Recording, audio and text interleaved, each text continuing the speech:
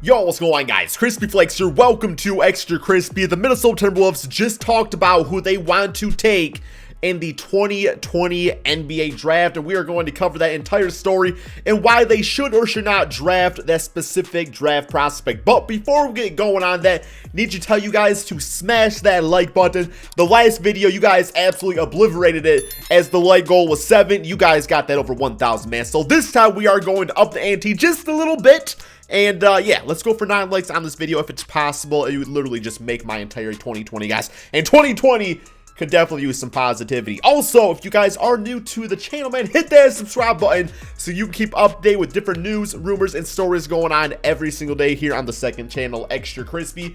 So yes, man, first, the big baller question of the day before we get going on this topic is, who is one player in the 2020 NBA draft that you think is going to fall a lot farther than expected, and who is a player that his team is going to reach for a little bit too early? Kind of like, you know, Cam Johnson last year on the Phoenix Suns. Looks like he's going to be a solid player, but a lot of people thought at that time the Phoenix Suns definitely reached on him, but I think he's going to prove the doubters, you know, wrong out there, man. Okay, so Minnesota Timberwolves. They were not all that good last season. 14th in the Western Conference. They were like 24th in offensive rating and 21st in defensive rating. Now, keep in mind, they do have some new additions to the team. We only got a small sample size of D'Lo and Malik Beasley on the squad. Also, keep in mind that Andrew Wiggins is no longer part of the team, and his efficiency, for one, was really not all that good. So looking at who they have right now, assuming no NBA draft were to go on, this is what the projected starting 5 is looking like. You know, at point guard would definitely be D'Angelo Russell. The 2 spot would be Malik Beasley, who is fantastic, averaging about 21 points in his 14 games with the Timberwolves. At the 3, you probably still rock it out with Jarrett Culver, who still has a lot to prove, but he's only going to prove it by getting some more playing time out there. Plus, hopefully there's more shot opportunities out there for him. At the 4 spot, they ran it quite a bit with Juan Hernan-Gomez once some of the other pieces got traded. You probably look to improve for him this upcoming NBA season. And at the 5 is no doubt the superstar, or all-star, whatever you want to say, big guy, Karl-Anthony Towns. So based off those 5 spots, man, obviously the power forward spot is pretty weak, but you might say that Obi Toppin at the #1 overall pick is definitely a bit of a reach. He's a very talented player, but definitely a little bit of reach at that #1 spot. It could even be, you know, somebody like LaMelo Ball, who many people say is the best player in the draft. He's kind of like a plug-and-play player that can play at different positions. Denny Avdija, a bit of a reach, but, you know, being a solid wing player, being also about 6'8", 6'9", could definitely play that power forward position and bring a little ball handling and playmaking over to that spot. In my opinion, I like Anthony Edwards, and I really do think he's the best player in the draft, but LaMelo Ball definitely has the highest potential, but Anthony Edwards is definitely a sure thing. So that's who I would take with the #1 pick, and use Malik Beasley, who did average 20 points per game. I would use him just as like this really good 6-man, or maybe even a guy that could play the small forward position. Probably a little undersized for that, but it's a small ball NBA, so, you know, it could definitely work out, man. But all right, so we know who their starting 5 is. We know who I think they should draft. Who you guys think they should draft? Let me know in the comment section below. But this is actually who they confirmed they are interested in taking in the draft, guys. And that is actually the man, Obi Toppin. They are very, very high on Obi Toppin as of right now. Now, that's not to say that they would actually take him with the #1 pick in the draft, because like I said earlier, that is definitely a bit of a reach. But, you know, during college, he did average 20 points per game, 8 rebounds, was definitely one of the top college players out there. As far as his positioning in the NBA, well, he's 6'9", so I do think you definitely want to ideally use him at the power forward position. But no doubt in my mind, do I think he could either play some small ball center, or really even the small forward position at times if absolutely needed. I do think that Obi Toppin coming into the NBA, you know, he'll be a good scorer off the bat. I think much so like a PJ Washington for the Charlotte Hornets. But at the same time, I do think that not only can he struggle with efficiency, but also just shot selection. That's all stuff that's going to come in time. He has extremely good athleticism. Now, I will say that when it comes to a guy like Andrew Wiggins, who we all know was on the Minnesota Timberwolves, this is somebody that also had freakish athleticism. But the thing about Wiggins is that he was more like, you know, ready to shoot the basketball as opposed to using his body and get to the basket. Hopefully that Obi Toppin is more, you know, the other side of the spectrum, where he uses his strong body, his 6'9" frame to get to the basket, and that can open up the jump shot for him for much better efficiency out there.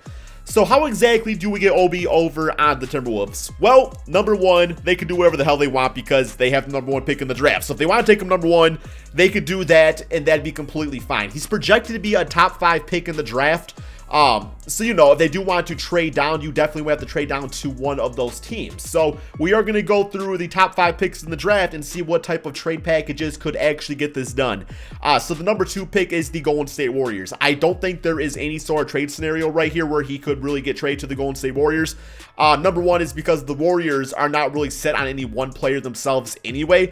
If there's one guy that absolutely fits with the Warriors, you would probably say it's James Wiseman. But even with Wiseman, it's like the Timberwolves are not going to take him at number 1. If they do, that would be absolutely crazy. I guess you could run Cat at the 2 spot, but that's not really where the NBA is at these days. So yeah, the Warriors have no really incentive to trade up in the draft like go of any of their pieces. And if they did, you know, they're not going to run a Klay Thompson, Steph Curry, Draymond Green. Hey, y'all want Andrew Wiggins back? Then maybe they can get something done. But that's definitely not going to happen. The third team I would say would have to be the Charlotte Hornets. Now, the Charlotte Hornets actually do have some decent trade pieces to get this done. Like I said, number 3 pick, number 1 pick, unless the Hornets are highly high on one player, I would not see them giving up too much, you know, to land the number 1 pick in the draft. But what they do have is a lot of just like really good solid players, which the Timberwolves could definitely use some of those guys, you know, probably in their bench unit, right? So you could like look at something like maybe a combination of Malik Monk and Miles Bridges in the number 3 pick over for the number 1 pick. That's assuming the Hornets are really high, you know, on one specific player that they don't think they can get at the number 3 spot, then they could do something like that. Let's assume that player is like a LaMelo Ball, then maybe you could do the number 3. You can toss in either Devontae Graham or Terry Rozier, both guys that would really help out the Timberwolves a lot anyway, and you can look at doing something like that. As far as the Chicago Bulls, I can't really think of any reason or any pieces they would give up to really trade up. I guess maybe you could do something like an Otto Porter and the number 4 pick in the draft in exchange for the number 1 pick, and, you know, the Timberwolves would get themselves a good wing player. And number 4, they'll probably still be safe to take Obi Toppin because Warriors will not. They already have Draymond. Charlotte Hornets already have PJ Washington. So yeah, I guess that type of trade could happen if the Bulls really want to go for like LaMelo Ball or a guy like that. The number 5 would be the Cleveland Cavaliers. So this is actually probably my favorite trade, just for a number of reasons. For this trade to happen, I think the Timberwolves could probably do the number 1 pick in exchange for the number 5 pick and also Kevin Love. The reason I absolutely love this trade for both sides is because, for one, the Cavaliers get to move on from Kevin Love. They get to go out there, have number 1 pick, take somebody to combine, you know, with Andre Drummond, who's a good young player that's probably going to be around for another season. Obviously, Colin Sexton and Darian Garland. Now, that's the thing about this draft, though, is from a wing standpoint, that's what the Cavaliers really need. I mean, they already have a double point guard backcourt, so really taking LaMelo Ball doesn't make a lot of sense for them. You know, Denny Avdija would definitely be probably their go-to at the 3 spot, so you could really think about that. But even with the number 1 pick, that's a bit of a reach, and that's somebody they could probably get at that number 5 position, or maybe even trade up with like the Chicago Bulls if they want to do something along those lines. But from the Timberwolves standpoint, this trade makes complete sense because I do think that Obi Toppin definitely has the potential to fall to the number 5 pick in the draft. But also the Timberwolves, you know, they're looking to win right now too, man. So you could look at them going as far as getting Kevin Love, who obviously was a superstar power forward on that team. I mean, this man was getting like 20 rebound games on the daily. So you get that guy, that veteran guy, to play alongside Karl-Anthony Towns and D'Lo. That's going to keep them happy and definitely give them some playoff hopes. But also you get Obi Toppin, who's only like, what, like 20 years of age, something like that. He would be coming up, learning behind, you know, a guy like Kevin Love, who is a stretch big himself. Like I said, you could run Obi Toppin at that 3 spot, but you would probably start him off in a bench role, which is definitely not a bad thing for him to get his confidence up, you know, as the years go by and everything like that. So yes, I do like that trade a lot. Out of all 5 of those, man, let me know in the comment section below which trade you like the best, or give me a different trade scenario. I've heard talks of the Timberwolves just strictly trading away the draft pick and going for a win-now player like a Ben Simmons or somebody along those lines, but that's probably a video for a different day. But yeah, man, so how exactly would I expect Obi Toppin to perform with the Minnesota Timberwolves? Well, I do think he would be a good player. Like I said earlier, efficiency, things like that, using his body is definitely going to have to come first for him. As far as an NBA comparison, the ones that I was kind of ringing about, the first one I saw was Tobias Harris, which, you know, I actually definitely do see that now that I really do think about it. I don't really feel like Tobias Harris uses his body as much as he should. He's definitely a beefy boy out there that should be taken to the basket a little bit more. He kind of sells for the jump shot. He's a great shooter at times. I mean, last season was a little bit of cap with the 76ers, but back when he was on the Clippers for a bit, like, he was playing like near all-star basketball. The other comparison that I saw, this is more of an old school comparison that I don't really like at all. It was a hybrid of Kenyon Martin and Shawn Marion, which I really do not see. I mean, maybe from an aggressive body standpoint, sure.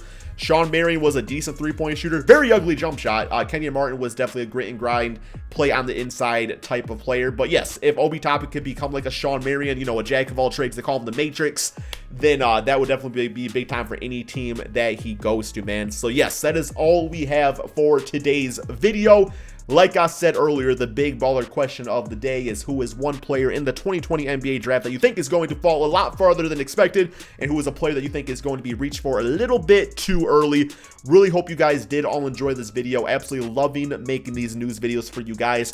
So if you don't mind hitting that like button, hitting that subscribe button, man, showing that support, it means so much for my confidence in this series. That's all we got.